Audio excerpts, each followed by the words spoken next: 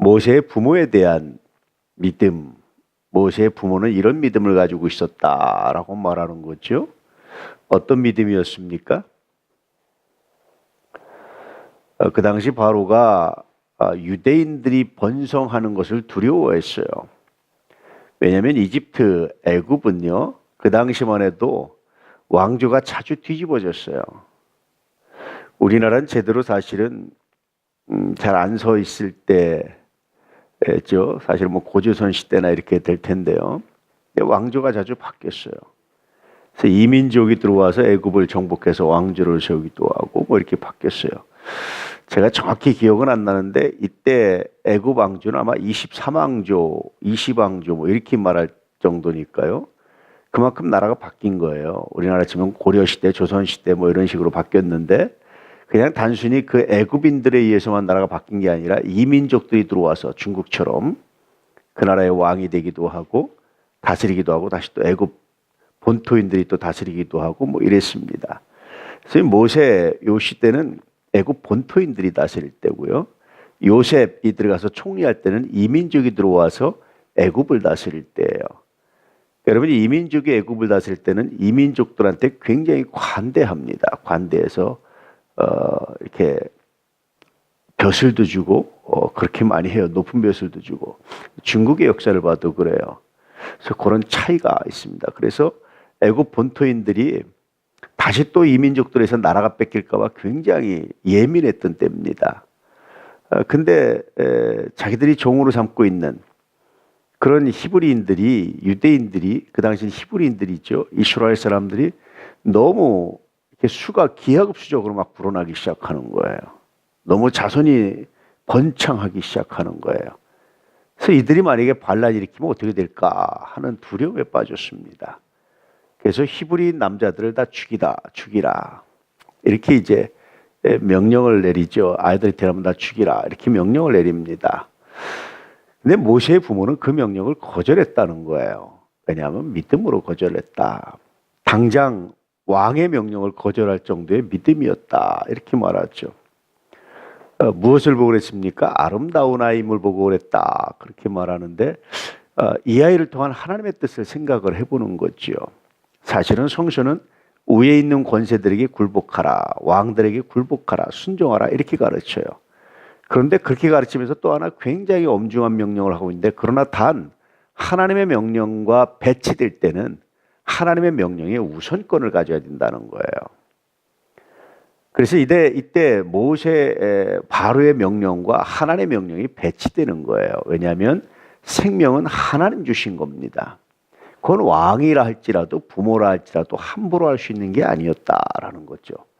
이건 이 당시 세계관으로 굉장히 놀라운 거예요. 왜냐하면 그 당시는 자녀의 생사 여탈권이 부모에게 있다라고 생각할 때입니다. 근데 히브리인들은 하나님 믿는 사람들은 생사 여탈권이 부모가 아니라 하나님께 있다고 믿는 거예요. 이 믿음에 대해서 말하는 겁니다. 굉장히 놀랍지 않습니까? 생사여탈권이 부모에게 있다고 말하는 시대에 아닙니다. 우리는 생사여탈권이 하나님께 있습니다. 하나님 주신 아이를 내가 죽일 수 없습니다. 이 고백이에요. 이 믿음이에요. 그러면서 하나님 말씀의 우선권을 가지고 살아가는 거예요. 여러분은 어떻습니까? 여러분의 생명이 하나님께로부터 왔음을 믿습니까? 아무도 우리 마음대로 생명을 어찌저찌 할 수가 없어요. 왜냐하면 우리 생명은 하나님께로부터 왔기 때문에. 그래서 여러분 하나님께로부터 온 생명을 소중히 여기는 것도 믿음입니다. 그 당시 모세의 부모가 그렇게 그 아이를 살리는 것이 어떤 계산이 있었겠어요? 그 아이를 살리는 것에 대해서 어떤 게 있었겠어요? 눈에 보이지 않고 계산되지 않지만 그러나 이 아이를 통한 하나님의 역사가 있음을 내가 믿습니다. 이 아이를 통한 하나님의 섭리가 있음을 내가 믿습니다. 이 고백을 가지고 나가는 거죠. 또 하나 히브리서 말씀을 보면은 히브리서의 제일 믿음 11장에서 길게 등장하는 사람이 누굽니까? 아브라함입니다. 그리고 또 하나가 누구냐면 모세예요. 모세는 이 당시 유대인들에게 마치 아브라함 다음에 중시조처럼 우리나라가 시조가 있고 중시조 뭐 이렇게 있잖아요. 중시조처럼 생각되던 사람입니다. 좀 더 나가면 어떤 의미에서 아브라함은 아버지로서 떠받들여졌지만 그러나 모세야말로 정말 자기들답게 한 사람이다 이런 생각을 가졌어요. 왜냐하면 모세가 하나님께로부터 율법을 받잖아요. 그리고 모세가 모세오경 율법서를 기록해요. 토라를 기록해요. 유대인들의 성경은요 토라를 중심으로 돼 있어요. 토라가 핵심입니다. 우리는 39권이 다 똑같죠. 가치가. 복음서나 사도행전이나 뭐 다 똑같죠. 서신서들이나. 근데 유대인들의 성경은요 토라가 제일 중심이에요. 토라의 주변에 예언서들이 있어요. 예언서 주변에 성문서들이 있어요. 제일 핵심은 토라예요. 이 모든 내용이 토라, 율법서 혹은 모세오경과 배치되면 잘못되는 거예요. 다 요 안에 들어가 있는 겁니다. 그래서 당시 사람들이 모세와 예수님을 비교하기도 해요. 특히 히브리서 기자는 그걸 씁니다. 모세보다 우월한 그리스도. 그래서 모세를 이렇게 길게 쓰는 것은 모세가 그만큼 중요한 사람이었고 그 당시 히브리서를 읽는 사람들에게도 굉장히 중요한 사람이었다는 거예요. 그리고 모세를 비판하는 것이 아니라 모세도 이렇게 믿음으로 살았습니다. 자, 그러면 우리가 무엇을 믿을 겁니까? 모세의 부모도 믿음으로 살았습니다. 우리는 무엇을 믿어야 합니까? 라고 말하면서 자연스럽게 예수 그리스도를 믿는 그 믿음의 길을 제시하는 굉장히 아주 치밀하고 놀라운 이런 내용들이 특히 이제 모세를 통해서 드러나기 시작하는 겁니다. 자, 어쨌든 다시 본론으로 돌아가면 모세의 부모의 믿음은 생명의 주여자가 하나님이었다라는 믿음을 가지고 있었다. 두 번째, 하나님이 사람을 누구든 이 땅에 보내실 때는 하나님의 분명한 뜻이 있다라는 거예요.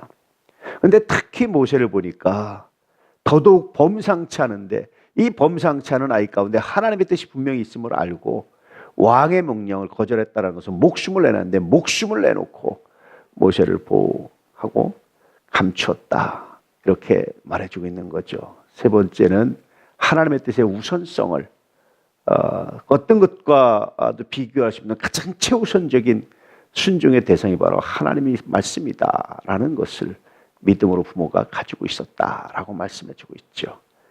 여러분도 모세의 부모처럼 생명의 수여자가 하나님이심을, 누구든지 생명을 이 땅에 보내실 때는 하나님의 뜻이 있음을, 하나님의 뜻을 먼저 찾는, 그리고 무엇보다도 하나님 말씀을 우선으로 살아가는 하나님의 사람들 되시기를 축복합니다. 우리 도난 가족들 모두에게 이 믿음이 가득하기를 진실로 축복합니다. 할렐루야.